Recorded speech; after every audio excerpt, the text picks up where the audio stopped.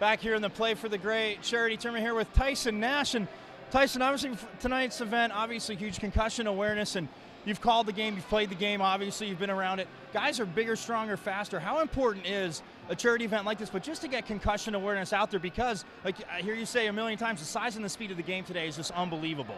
Well, it really is, and I think the biggest thing is that we're just now starting to know the ramifications of what a concussion can do to your kids, to an athlete, to whoever. So the more money that we can raise for awareness, to do the research that's needed. I mean, I've had 4 or 5 in my career that I know of, and I don't know what's going to happen when I'm 40 or 50. So the more, like I said, the more awareness and the more money we can raise, and the more research that gets done. I know all athletes, they say athletes are tough, but especially hockey. I mean, guys get hit by pucks in the mouth, like you said. You know, in football it was always, oh, you got your bell rung, just get back on the field. But in a sport especially like hockey, when you're talking about getting the message out, especially to younger kids today, what's the first thing that you attack with safety?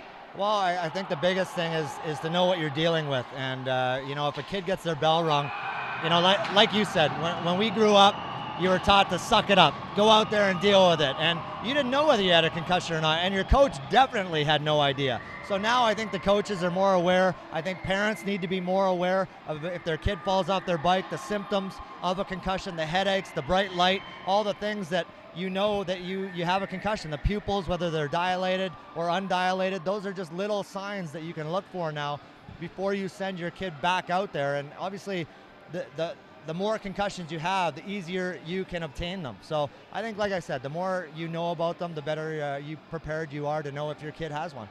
Okay, now I know you guys aren't looking to hurt anybody tonight, but the competitive spirit in all you guys, older guys, some younger guys, are you going to try and send a little message to the older guys just to let them know maybe your generation was a little bit better? Well, I don't know. Alan Thicke's chirping me a little bit in the locker room already, so I know he's 65, so I like my odds, but you know, if he gets out of hand, I might have to straighten him out. No, in a season like this too, obviously with the shortened season, concussion awareness, like we said, is huge. But how tough is that schedule in a shortened season? Because playing 2 games in a row back to back is tough alone in the NHL. But some teams playing 3 nights in a row now. What effect do you think that'll have when come playoff time? Well, I think it's going to be a real grind. Obviously, as you mentioned, this truncated season. I think really the teams that are going to make the playoffs are going to be the luckiest teams being able to stay healthy. And I mean, you look at the Coyotes right now; they're banged up. You know, and it's you bring a guy in off injury, another guy gets hurt. That just happens when you play that many games and the pace is that high and the intensity is that high. The guys are bigger, stronger, and faster, like you talked about. The head is only the head. You can't put muscle around the brain to protect it. So that's what happens, unfortunately. But hopefully the Coyotes can stay healthy and keep this thing rolling.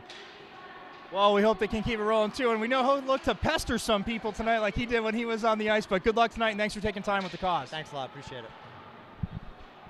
All right, perfect. Thank you so much.